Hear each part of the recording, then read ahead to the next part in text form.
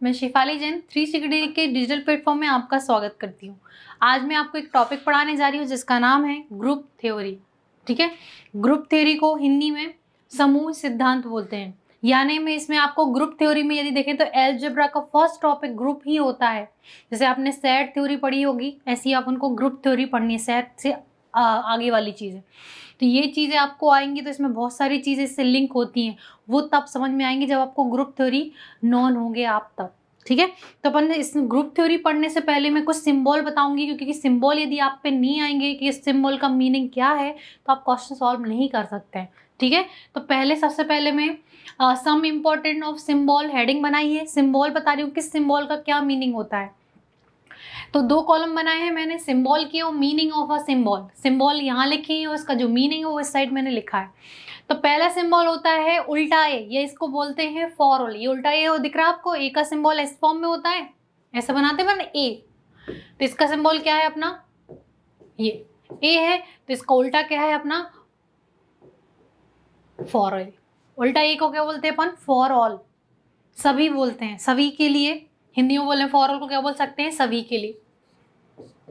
यदि मुझे कुछ चीज की वैल्यू डिफाइन करनी, सभी की बात कर रही हूँ, तो सिंबल में फॉर ऑल लगा दूंगी। ये है सी बनाते हैं और सी में एक लाइन बनाते हैं, तो उसको बोलते हैं बिलोंग्स टू का सिंबल।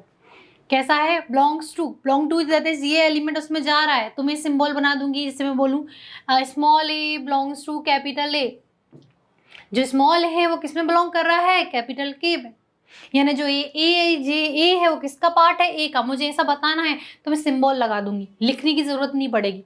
एस डॉट टी को मैं बोलती हूँ सच दैट को इस प्रकार। ई अपन ऐसा बनाते हैं, ई के जस्ट अपोजिट उल्टा ई, वो होता है आपका किसका सिंबल होता है, देयर एडजस्ट। देयर एडजस्ट यानी कि मैं कुछ एडजस्ट कराना चाह रही हूँ। जैसे बोलूँ there adjust small A belongs to capital A, तो मैं सिंबल लगा सकती हूँ यदि पर्टिकुलर एक एलिमेंट की बात कर रही हूँ। 5 एमपीटी को डिनोट करता है। ये सिंबल होता है नॉट इक्वल टू का, ये वो बराबर नहीं है। ये सिंबल किसका होता है, इक्वल का यानी बराबर का। I double F, capital I double F बना है और स्मॉल की फॉर्म में, आई बड़ा है बट स्मॉल एफ दोनों छोटे छोटे हैं, आई डबल एफ। तो इसको पढ़ते हैं if only if, if only if. इसका मीनिंग भी समझेंगे, हिंदी में बोलते हैं यदि और केवल यदि। क्लियर। और सिंबल देखते हैं क्या होता है। सिंबल होता है आई डॉट ई का होता है दैट इज सिंबल। क्या होता है, दैट इज। अब यहाँ पर कुछ ऑपरेशन, जैसे अपन ने मैथ्स ग्रुप थोड़ी मैथ्स का ही टॉपिक है, तो यदि मैथ्स में बोले तो कितने कितने ऑपरेशन अपन 2 एलिमेंट के बीच में अप्लाई कर सकते हैं। 2 एलिमेंट को ऐड कर सकते हैं, सब्ट्रैक्ट कर सकते हैं, डिवाइड कर सकते हैं, मल्टीप्लिकेशन कर सकते हैं, यूनियन निकाल सकते हैं, इंटरसेक्शन निकाल सकते हैं। जितने भी ऑपरेशन होते हैं उनको अपन बाइनरी ऑपरेशन बोलते हैं। क्या बोलते हैं, binary. Plus star is a composition का, मल्टीप्लिकेशन, यूनियन, इंटरसेक्शन, ये क्या कहलाते हैं आपके, बाइनरी ऑपरेशन। हिंदी में बोलते हैं बाइनरी संक्रियाएं। क्लियर। तो ये ऑपरेशन आपको अच्छे से नॉन होने चाहिए। अब इनको मैं मीनिंग बता रही हूँ। ये सिंबल किसका होता है, ऑपरेशन ऑफ किसका, एडिशन का। यदि मुझे एडिशन का सिंबल बनाना है तो मैं प्लस लगाऊंगी। और डॉट सिंबल डिनोट करता है यहाँ पर मल्टीप्लिकेशन को। यदि मुझे मल्टीप्लिकेशन ऑपरेशन लगाना है तो क्या लगाऊंगी, डॉट। स्टार किसको डिनोट करता है, कंपोजिशन को। क्या डिनोट करता है, कंपोजिशन को। इसका मीनिंग समझाती हूँ। जैसे अपन 2 एलिमेंट में कभी कभी क्रॉस लगा देते हैं या डॉट लगा देते हैं, मीनिंग में कोई फर्क नहीं पड़ता है। जैसे अपन लिखते हैं ना, मुझे 2 डॉट ये लिख रही हूँ, इसका आंसर 4 आएगा। या लिखूँ 2 क्रॉस 2, इसका आंसर कितना आएगा, 4। क्लियर। तो ये क्रॉस इसको स्टार से डिनोट कर रहा है, किससे, स्टार से। तो इसमें कंडीशन डिफाइन कर रखी है कि यदि 2 एलिमेंट के बीच में ये सिंबल लगा है तो उसको क्या पढ़ते हैं अपन, कंपोजिशन। फिर एन, कैपिटल एन किसको डिनोट करता है, सेट ऑफ नेचुरल नंबर को। यदि सेट मुझे लेना है नेचुरल नंबर का, जिसे अपन हिंदी में प्राकृतिक संख्याएं का समुच्चय बोलते हैं, तो उसको कैपिटल एन से। नेचुरल नंबर एन नंबर ले रही हूँ, symbol capital N. Clear. Natural number कहाँ से स्टार्ट होते हैं, 1 से। 1 2 3 दैट इज कहाँ था, so one. Only positive digit आती है किसमें, नेचुरल नंबर में। अब बात करते हैं कैपिटल आई। कैपिटल आई किसको नोट करता है, सेट ऑफ इंटीजर को। किसको नोट करता है, सेट ऑफ इंटीजर, पूर्णांक। हिंदी में क्या बोलते हैं, पूर्णांक। जो एलिमेंट खुद में कैसा है, कंप्लीट है, उसको पूर्णांक बोलते हैं। पूर्ण प्लस अंक, दैट इज पूर्णांक। क्लियर। तो इंटीजर को कैसे डिनोट करते हैं, 0 1 2 3 पॉजिटिव डिजिट और नेगेटिव डिजिट क्या कहलाती है आपको, इंटीजर। यहाँ पर पॉइंट वाली डिजिट नहीं आएगी, यानी 1.2 बात करूं तो वो इंटीजर नहीं है, क्योंकि 2.1 को वो 2.1 2 से कैसा है, ज्यादा है, कितना, 0.1, और 3 बनने के लिए 0.9 की उसमें कमी है, तो ये कैसा है, नहीं है, पूर्णांक नहीं है। तो पूर्णांक क्या कहलाते हैं, जो कैसे सब में कंप्लीट पॉइंट वाली डिजिट नहीं आएगी, किसमें, पूर्णांक में।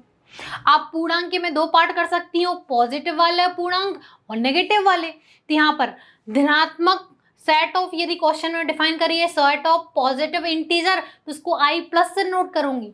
किससे नोट करूंगी, आई प्लस से, या सफिक्स में ऊपर लगा सकते हैं या नीचे लगा सकते हैं। क्लियर, दोनों सिंबल चलते हैं। ये कहाँ से स्टार्ट होंगे, 0 से, 0 1 2 3 सो ऑन चलेंगे। अब नेगेटिव की भी अलग कर सकती हूँ, सेट ऑफ नेगेटिव इंटीजर, ऋणात्मक पूर्णांक संख्याएं कहाँ से स्टार्ट होगी, 0 से, इस साइड वाली। ये ऋणात्मक में आ जाएंगे, ये पॉजिटिव फॉर्म में चली जाएंगी। क्लियर, इसका साइन क्या होगा, ऊपर माइनस लगाओ या नीचे माइनस लगाओ। क्लियर। अब सिंबल आता है आर। आर किसको नोट करता है, सेट ऑफ रियल नंबर को डिनोट करता है। किसको नोट करता है, सेट ऑफ रियल नंबर को। और रियल नंबर कहाँ से स्टार्ट होते हैं, वो भी पॉजिटिव नेगेटिव होते हैं, बट इसमें पॉइंट वाली डिजिट भी आ जाती है।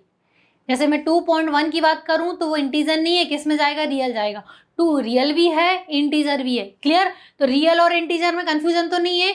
इंटीजर में आपके क्या नहीं आते हैं, पॉइंट वाली डिजिट नहीं आती, दशमलव वाली संख्याएं नहीं आती हैं, और रियल नंबर में दशमलव वाली संख्याएं आती हैं। तो यहाँ पर डिनोट करा है सेट ऑफ रियल नंबर को, वास्तविक संख्याओं का समुच्चय जिसे वो बोलते हैं, रियल को वास्तविक संख्या बोलते हैं। कि सेट डिफाइन करा है positive negative with the decimal number, दशमलव संख्या भी इसमें आएंगी। अब इसके भी दो पार्ट हो सकते हैं, पॉजिटिव रियल नंबर और नेगेटिव रियल नंबर। तो पॉजिटिव वाले को आर प्लस से नोट करूंगी, नेगेटिव को नेगेटिव। इसमें कौन सी आ जाएंगे, 0 से लेके पूरी लाइन चली जाएगी विथ डेसिमल पॉजिटिव, डेसिमल यानी 2.1 पॉजिटिव। नेगेटिव वाले नहीं आएंगे। नेगेटिव में कैसे आ जाएंगे, 0 से नेगेटिव वाली लाइन चलेगी, और इसमें नेगेटिव डेसिमल नंबर भी कैरी हो जाएंगे। जैसे -0.8 डिफाइन करूं तो वो कैसा आ जाएगा, negative decimal real number. Clear. Q किसको डिनोट करता है, Q is a rational number को डिनोट करता है, जिसे अपन परिमेय संख्याएं बोलते हैं। यदि क्वेश्चन में सेट ऑफ रेशनल नंबर की बात करिए तो कैपिटल क्यू से डिनोट करेंगे उसको। क्लियर। अब ये क्या होते हैं, पी अपॉन क्यू के फॉर्म में डिनोट करते हैं, अंश बटे हर, यानी न्यूमरेटर के फॉर्म में डिनोट करते हैं। और यहाँ पर क्यू की वैल्यू कैसी रहेगी, does not equal to 0। Does not equal to 0 क्यों बोला है, क्योंकि क्यू की वैल्यू यदि 0 रख देंगे तो आंसर इनफाइनाइट दे देगा। क्लियर। तो जो क्यू पी अपॉन क्यू के फॉर्म में अंश बटे हर या न्यूमरेटर डिनोमिनेटर के फॉर्म में लिखा जाता है, तो उसको अपन क्या पढ़ते हैं, रेशनल नंबर, परिमेय संख्याएं। अब परिमेय संख्याएं भी दो टाइप की हो सकती है, पॉजिटिव परिमेय संख्याएं और नेगेटिव। तो यहाँ पर पॉजिटिव रेशनल नंबर को डिनोट करेंगे अपन क्यू प्लस से, और नेगेटिव किससे नोट करेंगे, यहाँ पर क्यू माइनस या नीचे माइनस से। ये सिंबल डिफाइन कर, इसकी पूरी की वैल्यू प्लस आएगी, यहाँ पर वैल्यू कैसी आएगी, negative P upon Q. Clear, दोनों में डिफरेंस समझ में आया। यदि क्वेश्चन में पूछा गया है set of positive rational number, that is Q plus लेंगे अपन। क्वेश्चन में डिफाइन कर रहे हैं negative positive rational number, negative rational number, तो क्यू माइनस लूंगी। और यदि रेशनल नंबर की बात करी तो सिंबल क्या लूंगी मैं वहां पर, क्यू। सिंबल क्यों बता रही हूँ, क्वेश्चन में डिफाइन होगा सेट किसका लेना है, सिंबल आप नॉन होंगे तब तो आप डिफाइन कर पाओगे। क्लियर। अब डेफिनेशन पे आते हैं। ये सिंबल थे बेसिक जो आपको आने चाहिए, किसके लिए, ग्रुप के लिए। अब मैं पढ़ा रही हूँ उसकी डेफिनेशन क्या होती है। तो ग्रुप क्या होता है वो डिफाइन करते हैं। तो ये अब ग्रुप भी 3 सिंबल पर बेस्ड ऑन होगा, प्लस के लिए, डॉट के लिए और स्टार के लिए, यानी कंपोजिशन के लिए। नेगेटिव के लिए ग्रुप थ्योरी नहीं बनेगी, यानी कि ग्रुप प्लस के लिए बन सकता है, डॉट के लिए यानी मल्टीप्लिकेशन के लिए बन सकता है, और कंपोजिशन के लिए बन सकता है। तो डेफिनेशन ऑफ ग्रुप, समूह की परिभाषा में फॉर द एडिशन यानी प्लस के लिए, धनात्मक के लिए डिफाइन करा रही हूँ। तो सबसे पहले एक सेट लेना पड़ेगा। तो यहाँ पर डेफिनेशन में सबसे पहले एक GV एक सेट है ना। तो सबसे पहले बचपन में आपने एक एलिमेंट पढ़ा था, जैसे A B C ये पढ़ा, ठीक है। उनको मैंने कलेक्ट करा तो उसको बोलते हैं एल्जेब्रिक सेट, है ना, सेट बोलते हैं जो अल्फाबेट का पूरा सेट होता है जिसमें ए से लेके जेड तक एलिमेंट आ जाते हैं।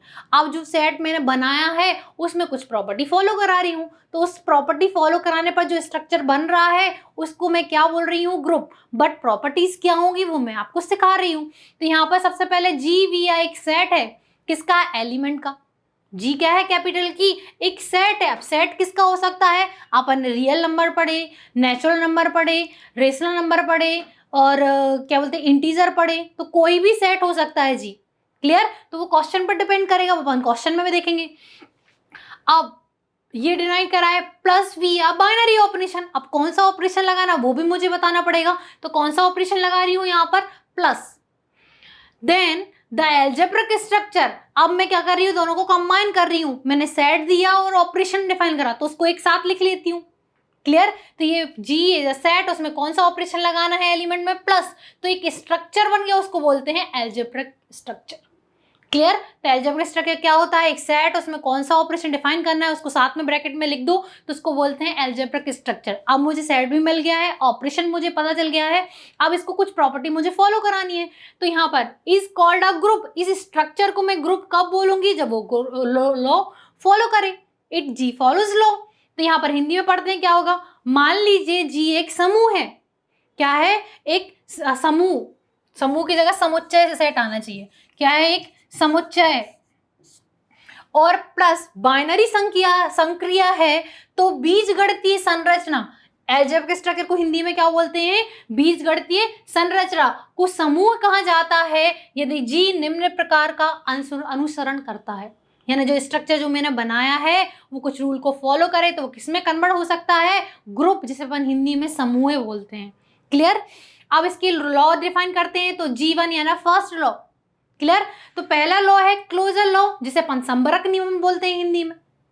और एक और चीज आप अच्छे से याद रखना, हिंदी में बहुत टिपिकल वर्ड है तो आप इंग्लिश में ही ज्यादा फोकस करना कि इंग्लिश के वर्ड याद रखो। क्लियर, तो मैं बता दोनों में रही हूँ, अगर फोकस हमेशा इंग्लिश में करना, क्योंकि इंग्लिश के भी वर्ड एल्जेब्रा, जब एल्जेब्रा अपन पढ़ते हैं ना वो ईजी पढ़ती है लैंग्वेज। तो यहाँ पर क्लोजर लॉ पर डिफाइन कर रहे हैं, तो क्लोजर लॉ क्या बोलता है, यदि ए किसका एलिमेंट है, a belongs to G, symbol use कर रही हूँ, ए किसका एलिमेंट है, जी का, बी किसका एलिमेंट है, जी का, तो उनका यदि मैं एडिशन करूं तो जो आंसर मुझे मिलेगा वो किसका मिलना चाहिए, ग्रुप का ही मिलना चाहिए।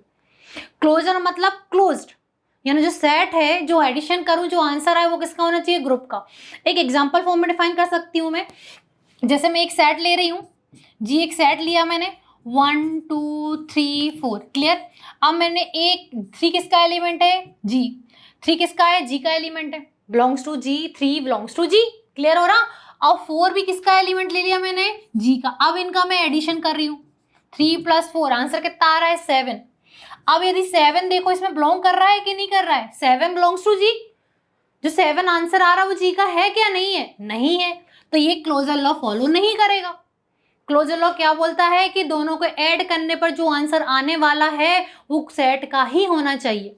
तो ये कंडीशन उन्होंने डिफाइन करी है, क्या डिफाइन करी है कि यदि मैं ए और बी किसके एलिमेंट है, जी के, तो उनका ऐड करने पर आंसर किसका आना चाहिए, जी का आना चाहिए।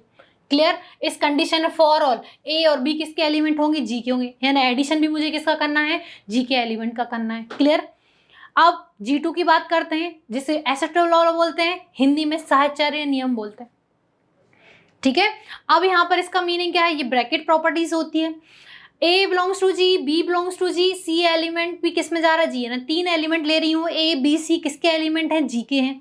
देन A + B C निकाला, मुझे एडिशन करना है but board mass rule follow करूंगी, यहाँ पर B + C को पहले सॉल्व करूंगी फिर किसको ऐड करूंगी, बोर्ड मास रूल ये बोलता है ब्रैकेट सॉल्व करें फिर उसको एडिशन सॉल्व करें। क्लियर, तो यहाँ पर ये सॉल्व होगा, फिर ये इसका आंसर इसके आंसर से सेम होना चाहिए, इसमें भी A + B + C है, बट यहाँ पर बोर्ड मास रूल किस में फॉलो कराना पड़ेगा, A + B में। क्लियर, यानी ब्रैकेट आपको क्या करना है, अलग अलग, पहले स्टार्टिंग के दो फिर लास्ट के दो, या लास्ट के दो फिर स्टार्टिंग के दो। इस कंडीशन में भी वैल्यू कैसी आनी चाहिए, दोनों की सेम आना चाहिए, यानी ब्रैकेट चेंज करने पर आंसर में कोई फर्क नहीं होना चाहिए। तो वो लॉ कौन सा कहलाएगा, साहचर्य नियम। क्लियर, इस कंडीशन में फॉर ऑल, ये कंडीशन किसके लिए, फॉर ऑल का मतलब सारे जो एलिमेंट एक के लिए मैं प्रॉपर्टी फॉलो करा रही हूँ तो ए जी के जितने भी एलिमेंट है उसके लिए भी यहाँ पर डिफाइन होना चाहिए। क्लियर,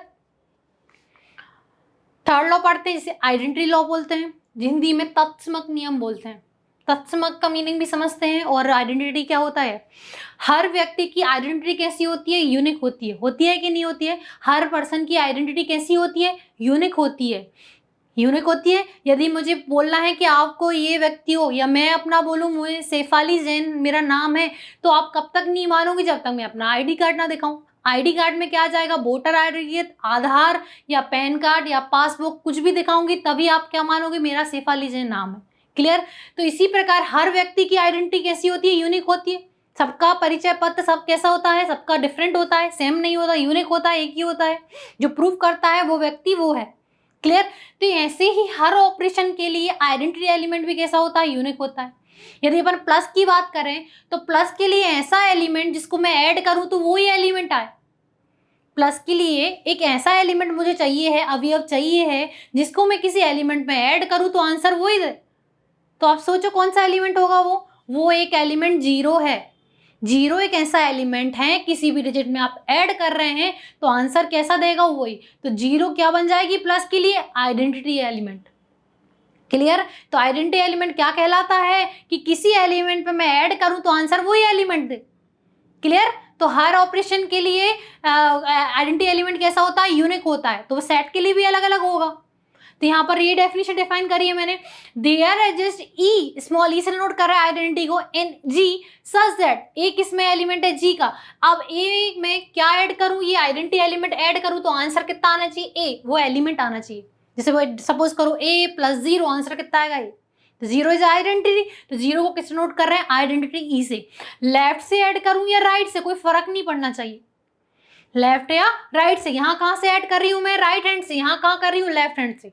फॉर ऑल, ए किसमें बिलोंग करेगा इस कंडीशन में? जी में। क्लियर हुआ?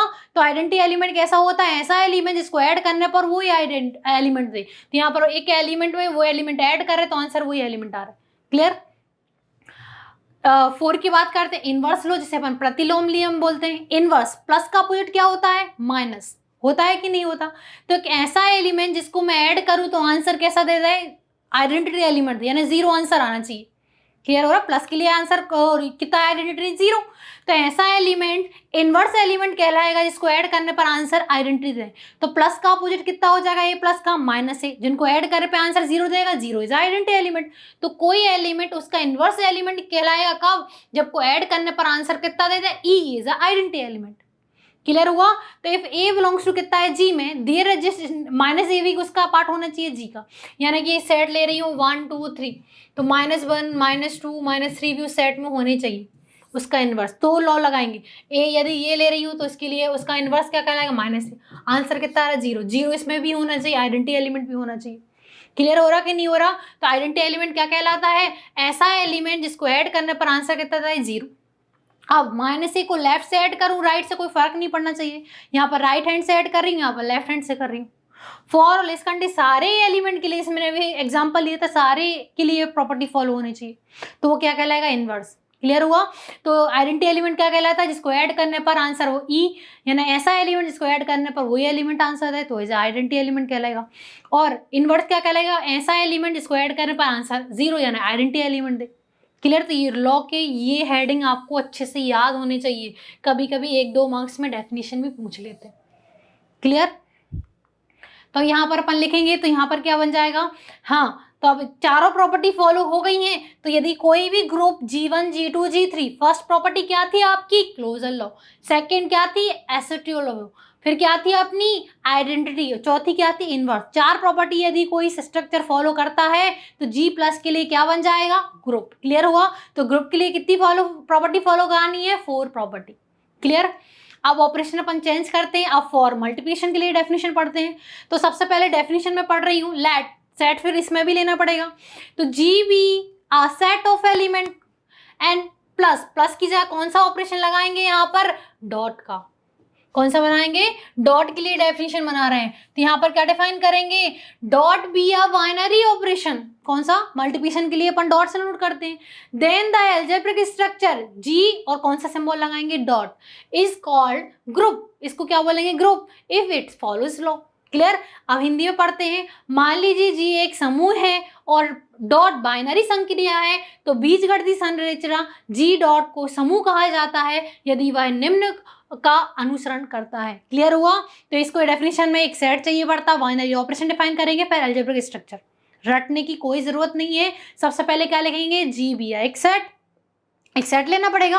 फिर डॉट को डिफाइन करेंगे। डॉट है क्या, डॉट में मैंने नोटेशन में डिफाइन करा था सिंबल में कि डॉट किसको है, बाइनरी ऑपरेशन है। देन अलजेब्रिक स्ट्रक्चर बना देंगे कि सेट और बाइनरी ऑपरेशन साथ में लिख दिया, तो स्ट्रक्चर बना लिया मैंने। इसको क्या बोल रहे हैं, ग्रुप। अब इसमें भी कितने फॉलो कराएंगे, फॉलो कराएंगे ग्रुप के लिए, बट किसके लिए, डॉट के लिए। तो अपन देखते हैं डॉट में कैसा बनेगा।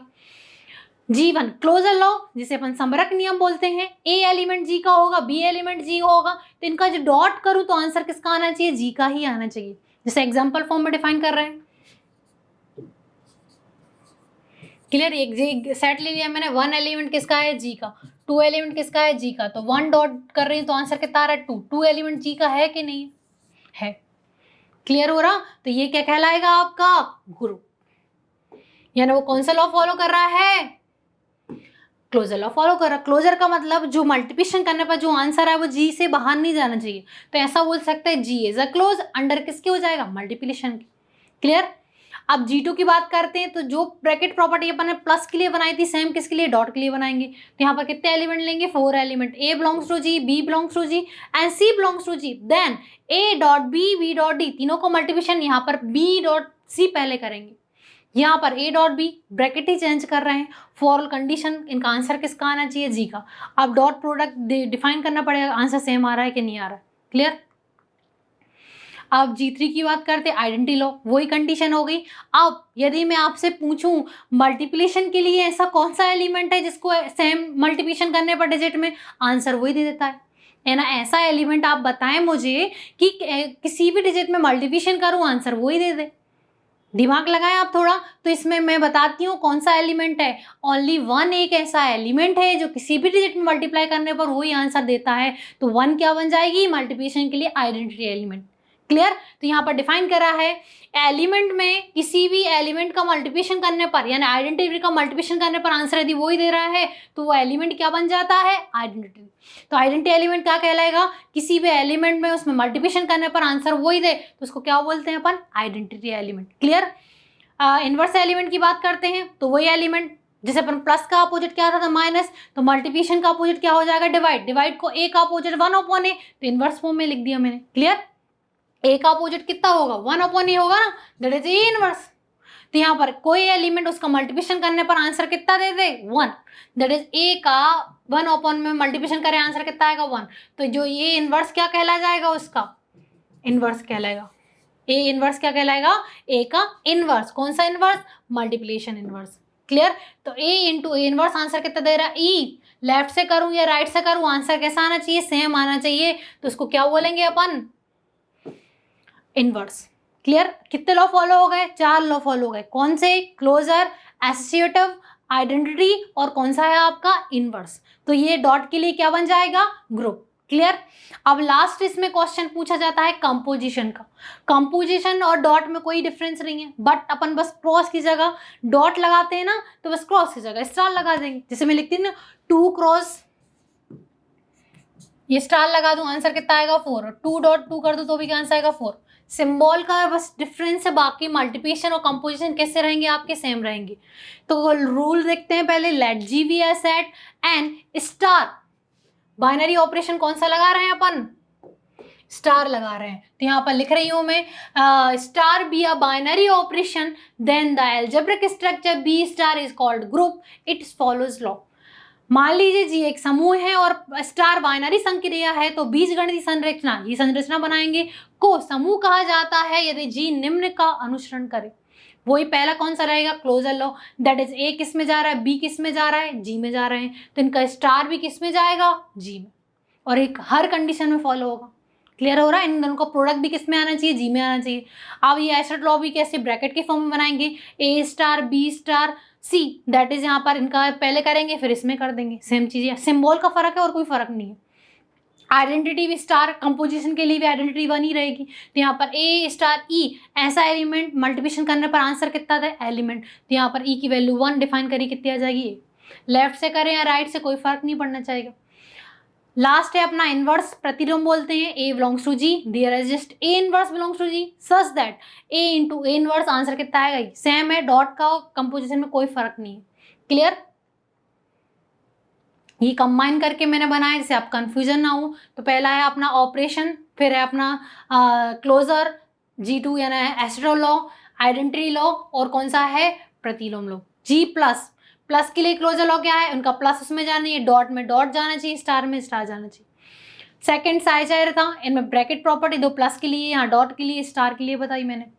थर्ड कौन सा है अपना आइडेंटिटी लॉ, आइडेंटिटी क्या होता है, ए प्लस ई, ए इंटू ए, एडिशन करने पर आंसर हो तो ए प्लस ई इक्वल टू ए या ई प्लस ए, सेम चीज डॉट के फॉर्म में, ये स्टार के फॉर्म में बनाइए।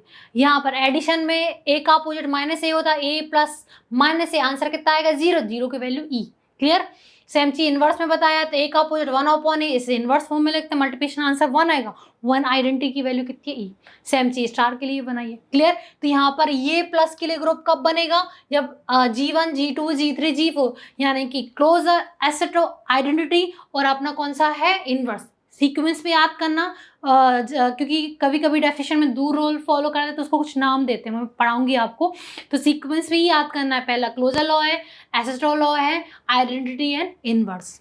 क्लियर, तो आज मैंने आपको ग्रुप थ्योरी के बेसिक सिंबल बताए हैं और डेफिनेशन बताई कि ग्रुप होता क्या है। ठीक है, जैसे मैंने आपके लिए प्लस के लिए बताया है, मल्टीप्लिकेशन के लिए और कंपोजिशन के लिए। तो आप सिंबल की अच्छे से प्रैक्टिस करना। मैं आपसे नेक्स्ट क्लास में मिलूंगी, इसके कुछ क्वेश्चन सॉल्व कराऊंगी कि ग्रुप क्या होता है और कैसे करते हैं, कुछ इसकी डेफिनेशन भी है, वो भी मैं आपको नेक्स्ट क्लास में पढ़ाऊंगी। आपको यदि हमसे जुड़ना है तो आपको हमारी ऐप जिसका नाम 360 डिग्री कोचिंग इंस्टीट्यूट है, तो उसको प्ले स्टोर पे जाकर डाउनलोड करना पड़ेगा। ठीक है, प्ले स्टोर पे आपको मिल जाएगी हमारी कोचिंग का नाम है 360 डिग्री कोचिंग इंस्टीट्यूट।